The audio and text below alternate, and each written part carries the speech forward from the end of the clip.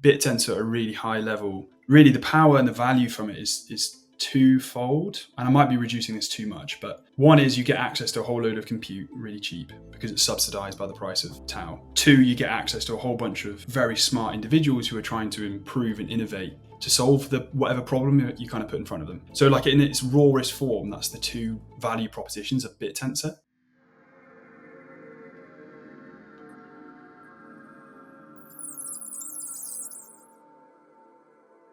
I'm your host, 563, joined always by my co-host, Brody from On-Chain Outpost.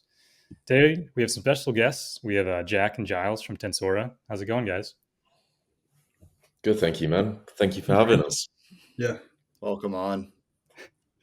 Yeah, really excited to have you guys on because you never really get the perspective of miners. And why is that? Why are miners on Bittensor so anon, so in the shadows? And why are you guys not? Why are you guys doxing? Why are you guys trying to be a little bit more open?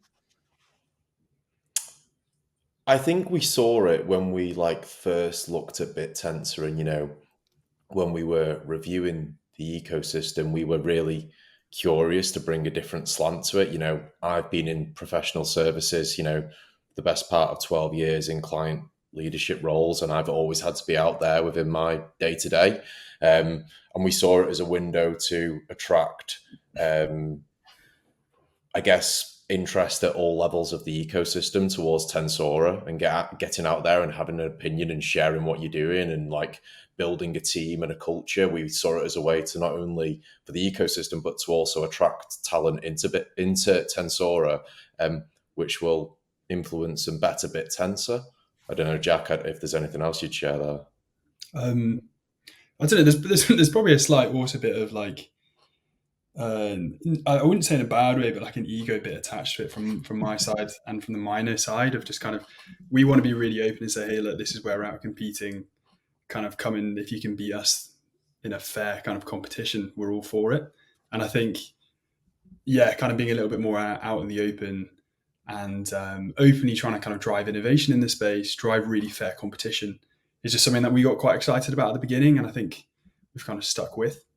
And starting to see and have some interesting conversations because we're kind of doing things in a more kind of open and transparent way. Love it. Love it. Yeah, let's just hop into it, man. I think there's quite a few updates, and we'd love to get the miner perspective on these updates. So let's just jump right into it. So Subnet number 27, Neural Internet, they launched their new dashboard. And I think it's just super interesting that we get, some competition going. So there's 3, I think, GPU rental subnets right now. There's obviously these guys, Neural Internet on 27. There's Datora's new subnet on 51 and Compute Hordes over on 12. Yeah, what do you guys think of this? Is it just the byproduct of more subnets mean more competition, mean a better end product? 100%.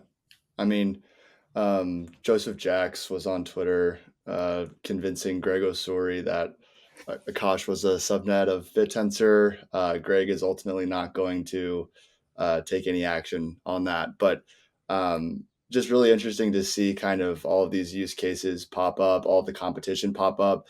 It's going to be interesting to see how users are going to decide which decentralized resource marketplace that they're going to choose, whether it'll be something on Bittensor, whether it'll be something like Akash or Prime Intellect or Jensen. Of course, all of those have varying use cases within the AI stack, I guess. But it'll be interesting to see what the market chooses and who will be trying to aggregate all of these resources across all of these aggregators in and of themselves. And ultimately, better competition is important, and it's cool to see computing being one of those competitions that's occurring on Bittensor, and I'm sure we'll see a lot more competitors, competing subnets kind of come into the fold here as the subnets expand. I don't know, Gyles, Jack, what's your opinion on just general competition in the subnet ecosystem in and of itself? Yeah, I think something which changed my thinking on this a while back is we had a conversation with Const, and he mentioned how he was like, kind of his dream is that subnets would kind of evolve from forking one another's code. And really his idea of kind of a subnet owner was not a fixed like a strongly fixed position, which as soon as you're the subnet owner of a compute subnet, okay, no one else is going to come along and shift you from that position. And that just made me really start thinking about, as you kind of mentioned, Brody, like the power of what Bittensor can be because of the competitive nature. Moving from this fixed idea of being kind of a subnet owner and having this kind of edge or competitive kind of space which you control, to being like the lead, I guess almost like lead innovator. So like who is at the forefront of the game of running a GPU or compute subnet, and whoever is at the forefront is able to kind of benefit from running that subnet rather than, and I think that kind of will just lead to a higher rate of kind of innovation and constantly having to outdo one another. And I love this idea of just forking other people's work. If you think, hey, I can do this better than you can, I think initially as kind of software developers, we're like, kind of copyright and just taking people's ideas. But I think we haven't seen enough of that yet within Bittensor. I think we need to see more of people saying, hey, I like where you started, I'm going to fork it, I'm going to take it further. And just kind of actually just driving up the levels of competition would be really cool. Right. That's the beauty of open source, right? Yeah. Is you just get much quicker iteration cycles on all of this work. And as soon as somebody creates something, you can, within 24 hours, implement it within your code base. We saw that with Bittensor on the couple novelty searches ago with the implementation of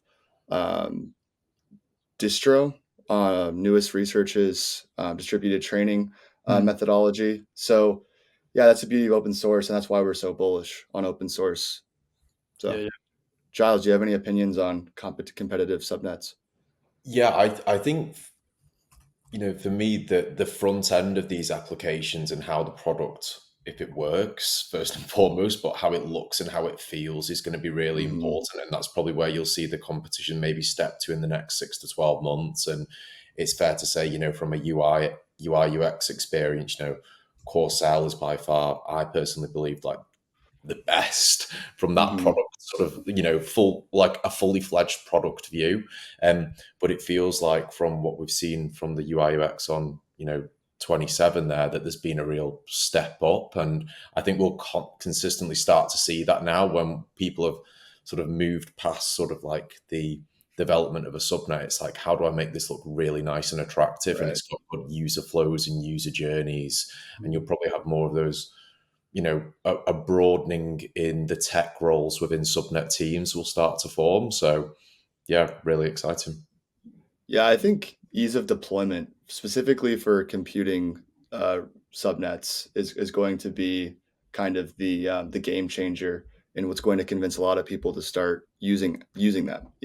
As kind of what you alluded to with the UX and everything. The easier it is to deploy, the cheaper the resources are. It creates an incentive for people who are within AWS and the Microsoft Azure ecosystem to kind of come and actually use this stuff. So bullish on decentralized computing, as long as we can get the UX down. 563. Yeah, what do you got? No, I think you guys covered it pretty well. Let's go on to the next one. So Subnet 2, Omron from Inference Labs. These guys have made some great progress on their ZK proof generation. Sammy was highlighting here. They've slashed proof generation time from 15 seconds to under 5 in just a few months, and they're outpacing Ezekiel's Lilith's proving system. So really cool work out of the Subnet 2 team. They're actually working towards version 2, which will serve organic demands from external companies. So starting that whole validation, profit generation cycle.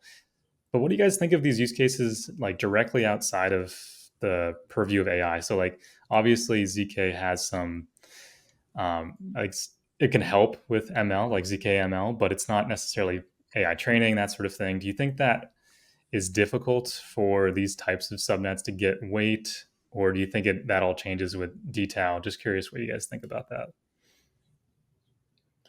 I don't think Subnet 2 have struggled with weight, have they? I think they've had I think they've done really well over the last few months. So yeah, I guess that's my thought there. I don't know, Jack, to speak more around the ZK. Yeah, for the Z, so I do think I've got a lot of respect for the Subnet 2 guys, and to be honest, in particular the miners on Subnet 2. So like we were actively involved in Subnet 2, we're not actively involved anymore. purely because the competition is just so fierce. And I think the quality of engineers there is really, really high. So that in itself, I think, says something about both kind of Bittensor, the space, and then also the quality of what the Subnet 2 guys are doing.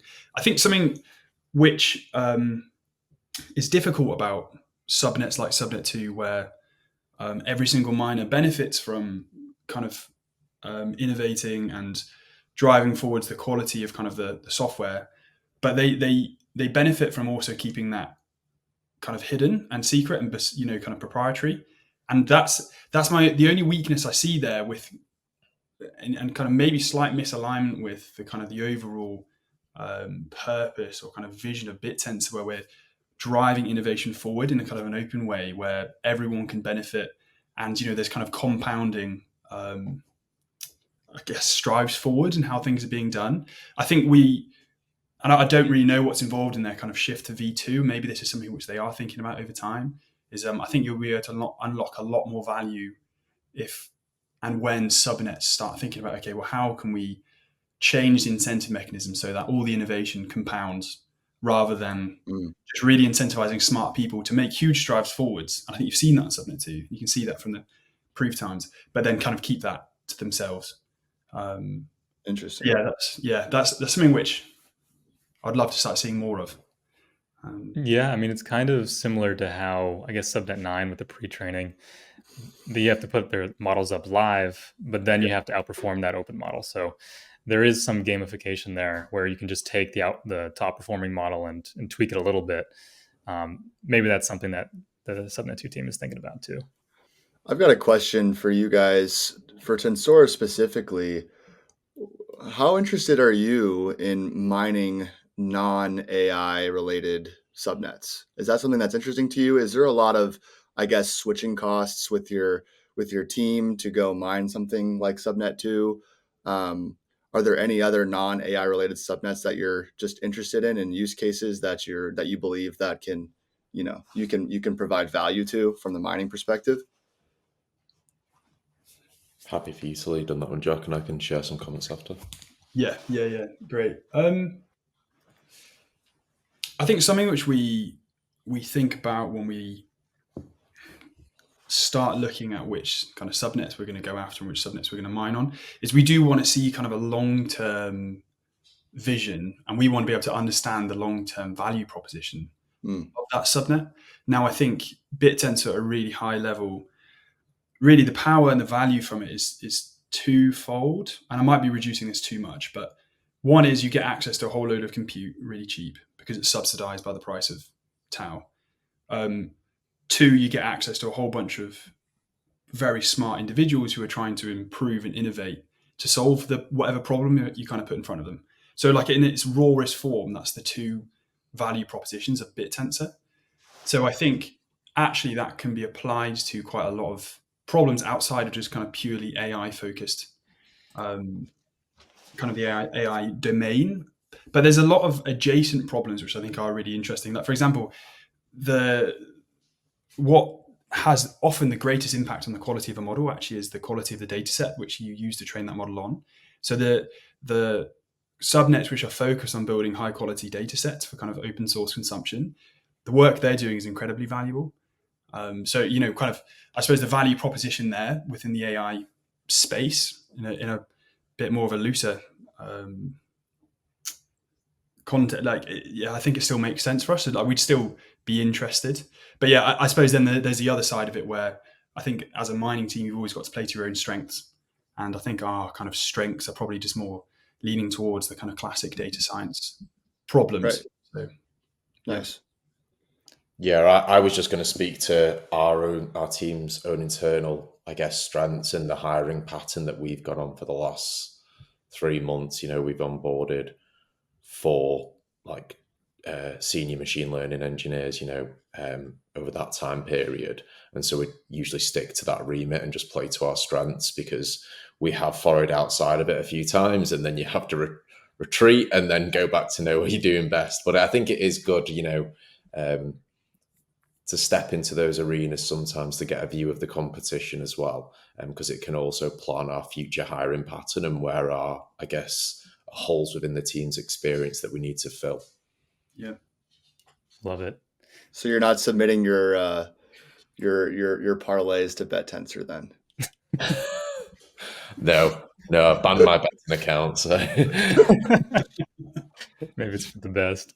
Yeah, I wanted to highlight, I know it's a bit of a self-shill, but folks always ask about what you can actually do on Bittensor as a consumer, as a non-miner, as a non-validator. So I put together this Twitter post and people seem to like it. So I tried to find every app that you can use right now as a consumer on Bittensor. And I went through every subnet and tried to find all of them. And there's actually quite a bit that you can do right now that's live on Bittensor. And I'm curious if you guys have played around with any of these. We can talk about any favorites, that sort of thing. But everything from playing around with like a traveling salesman problem, detecting deepfakes, renting GPUs, playing with stuff like a decentralized perplexity. Curious if you guys have played around with any of these. So, I mean, when we go through our R&D process, from a mining perspective, we'll always go and have a really good understanding of like what the subnet does. Does it work? What are the miners actually providing? Is the output correct? So from a practical sense in the day-to-day within our business activities, the answer is yes. We've played around with those, I guess. Separate from sort of, I guess, a tool, but like something really useful to us is like Grafner. So Grafner is used on a daily basis internally so we can track all of our miners and such. But yeah, that's where we've spent. Well, that's where I've personally spent most of my time. It's from an R&D perspective for the business. Yeah, I think something which is. Oh, sorry to. No, go ahead. I think I had quite a really useful another conversation that kind of shaped my thinking about these kind of applications with Ref, kind of the owner of SN12 a while back, and he mentioned how he's like the problem with Bittensor is, well, not the problem. I guess the challenge is you need to be able to provide something which beats Web 2.0. So I think what's interesting at the moment and what you kind of see here, a number of these applications, I think you've always got to balance them against, okay, well, there's a Web 2.0 kind of application solution for pretty much all of these problems. Are we able to beat it with kind of decentralized? And I suppose there is just the benefit of things being decentralized and things being out in the open. So yeah, I'm kind of interested to see, and this is one of the things which I would say is a limit of the compute subnets we were talking about earlier. Are they actually easier than kind of Web 2.0 versions? Are they cheaper potentially for the end user? Maybe in terms of like monetary cost, but in terms of ease of use and convenience and robustness and resilience, potentially not. So I don't know. I think we're in an interesting stage where there's some actual. I think there was a lot of ideas of what could be useful to create with Bittensor, but I don't think there was a lot of kind of product market fit yet. And I think you always go through this kind of inefficient period where, hey, we can try and use this for everything, and people are just trying to figure out, okay, where actually can it be used and provide genuine value? So I don't know. I wouldn't say any tools off the back of Bittensor yet are something which I use daily, and I've replaced kind of the Web 2.0 version of that tool. But I think we're slowly getting there, and I'm really interested. Like, for example, really like the guys over at Bitmind, like Subnet 34. I think they're kind of tooling towards, which is aimed at being able to generate kind of deep fakes and AI generated images compared to real ones, could have a real benefit. And then because it makes or takes advantage of kind of the open source nature of and the competition side of a subnet within Bittensor, I think the quality could surpass a lot of Web 2.0 versions of it, which just don't have the resource that are being chucked at the problem. So I think there's going to be an increasing amount of applications that come off the back of Bittensor, which are going to be more useful. But I don't know if we're quite there yet. I think we're still kind of in this maturing phase. Makes complete sense. That's not to kind of talk down any of the work that's been done. I think there's a lot of real great work in the space. Yeah, definitely. And I think if anything has done that for me personally is the Core Cell app. I use this more than ChatGPT at this point. It's just so clean, and you can just go into mode and they have super nice layouts for, you just drag and drop stuff into here. They have a coding assistant, search studio, super cool. So shout out to those guys. And if really easy lift for folks to start playing around with different apps. They have a playground here on Corcel, and then TAObot also has like an interact, so you can start playing around with some different subnet applications too. So for folks that want to start playing around, definitely recommend checking out those. And of course, we'll always put the links down in the description. Yes. Nice. So along with that, just talking up Corcel as much as possible, let's go over to this TAO Think product they're just dropping in beta.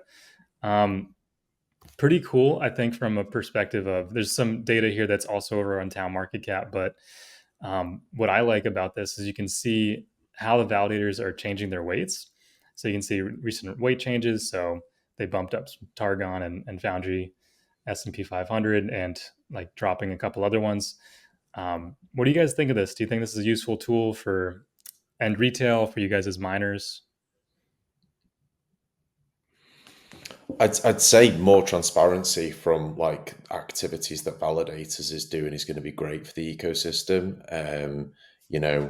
I think understanding that decision-making process further, and I appreciate some validators may pop notes into channels if they sort of increase weights or they reduce weight, but that's a really useful feature because it helps us plan our business. We're seeing this from a very commercial perspective. But if, weights get pulled from a subnet and a subnet drops from 2% to 1%, like I'd like to understand why that reason is, probably more so. So more transparency in the ecosystem, I think, is going to be even better for it longer term. So this feels like a strong step in the right direction as a whole. I also... sorry. I was just going to say, do you think it's going to be more difficult from your side when DTAO drops with more market fluctuations in weights? I think so. I mean, as to how that implementation is, as to how the DTAO implementation goes down, I'm not too sure yet. What I would say, I think we'll just play with the field that's in front of us. It's already very interesting managing a business on Bittensor. So just throwing in another dynamic's just going to make it more fun, I'd say. And I think where there's more complexity, there's more opportunity as well. So I think it's going to be really interesting. I think what we've seen going back to, I think TAO Market Cap was a really good step up from TAO Stats, and it's cool to see kind of TAO Think taking that even further. I love when in particular the weight setting behavior of validators is just brought out into the open, because I think there's a lot of weights being set with subnets which just aren't doing very much. And I love it when people can actually just understand a little bit more, and you can ask the question and people can get called out. And I think we've seen a number of times within the community on Discord, validators kind of being called out and then having to change their behavior because of it. And I think that's the kind of feedback loop which is really positive, that just more transparency allows. And to be fair, also will be something which I think it changes again when DTAO comes in, because I don't think you're going to be able to kind of have the same dynamics where you just have large validators making quite large decisions for the kind of the community as a whole. So I love these kind of tools, and I think they're really helpful for us to try and best place ourselves. And I think that's why we like being a miner, is that it just allows us to be so reactive. We're not massively invested in one single subnet. We're able to spread ourselves and then also just kind of move and shift and pivot quite quickly, which is why I think we're quite excited for DTAO. I think a lot of people we talk to are quite scared for it, in particular kind of subnet owners, because they don't know what that's going to look like. I think for us, we're always ready to kind of pivot and react. Nice. Absolutely. Yeah, I wanted to hop on to these guys next. So OpenKaito, these guys recently pivoted basically. So 2 weeks ago, they started this new text embedding task, and they're starting to get some improvement here. So you can see some loss decrease. So great to see models improving, and you can see some of these miners starting to pull ahead. I'm just curious from like the miner perspective, what does this look like from a new subnet when you start to outperform these base miners? Do you think it's more of, Is it some clever text prompting using these closed source models, because they used an OpenAI closed sourced base model? Is it like some fancy text prompting, or is it just taking an open source model and starting tweaking that instead, do you think? So I think I've always been, like, at a very high level, I've always been incredibly impressed by what miners are able to do when you incentivize them. And I think there is a lot of incredibly smart people working on kind of all of these problems. I think I haven't looked at OpenKyoto since its kind of update in terms of specifically dived into the reward and the incentive mechanism to understand exactly what it's incentivizing, which I'd be really interested to do. And I think it is on our to-do list. It's been quite busy. But yeah, I think there's, from a kind of a more general level, I think there's a very much a chance that if they're being incentivized correctly, that the miners will be able to kind of fine tune embedding models, or kind of, make tweaks at quite a low level, much, really diving into things into a much deeper way than you'd think is potentially needed to compete. I think that's something which we've always found, is how humbling it is thinking, right, okay, I've got an idea of how to outcompete here. You have a go, and then you're absolutely nowhere near. And actually what the guys of who you're competing against have done is they've gone and completely stripped back the problem and just kind of rethought everything and pieced it back together in a way that's just very innovative, and actually just much further on than, in some spaces, even what the kind of current literature is talking about, I think, actually, which is interesting. So yeah, I don't specifically know for OpenKyoto, but I've got a lot of faith in kind of the quality of engineers in the space, and that they're probably doing something actually quite incredibly smart behind the scenes if the incentive mechanism is right.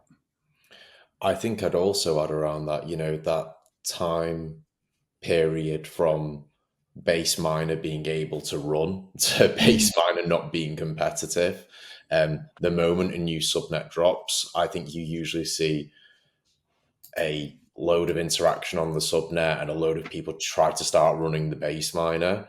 And then what you'll experience is one guy not launch a base miner and just rewrite the entire thing. And that innovation period happens within, like 2 to 3 days. So I think that just gets shorter and shorter the more engineers are within the space. And I think we probably saw that last year, where you were able to survive running a base miner. Like, if the subnet's been live for longer than a month, I just don't believe you can run a base miner on Bittensor anymore. I think the game's gone in that regard. If you run base miners on Bittensor, it's there's no point. Right. That's to put people off. Do you think there's only an edge on super new miners or super new subnets? I'd say so. Yeah. I mean, like, try running. I mean, we don't compete on 19, but I can't imagine the base miner surviving on 19. I mean, like, look at the innovation that's gone in there over the last year. Right. Awesome. Well, that is all I had for this week. Any topics that you guys wanted to bring up? Anything like that? No, I don't think so. I guess there's one. On God from Dippy, he's posting all of the highlights and talks from the Bittensor X Google event a couple weeks ago or last week. I don't know, I'm losing track of my weeks here. But yeah, all those are posted now, which is cool. You can go and go listen to those. I'll probably try to provide some summaries for those as well. Other than that, I don't know. I guess thanks for coming on, guys. Do you have something that you want to plug? Where can we find you? Where can we learn more about Tensora? How do we get in touch with Tensora if I'm a miner and I want to go work for you guys? It's just, the website, www.tensora.com. I've become somewhat active on Twitter in the last few weeks. Trying to raise the profile, and through that we've had some really interesting conversations that we've not been party to beforehand. And so if there are any subnet owners that are interesting and wanting Tensora to come and mine on your subnet, we go through quite a sort of tight due diligence process and R&D process around which subnet it is, and we're very much in the camp of, if we sort of find an exploit, we'll highlight it to you. We want fair competition within Bittensor. So if there are subnet owners that are, curious to learn more and sort of have a doxed mining team on their subnet, we're more than happy to have the conversation, and we've really enjoyed the ones to date as well. Yeah, definitely. Amazing. Awesome. Well, thanks everybody for tuning in. Be sure to subscribe to the TAO Times newsletter if you want an even deeper dive into this week's updates. And if you want to join in the conversation, come join us in the Blockmates Discord.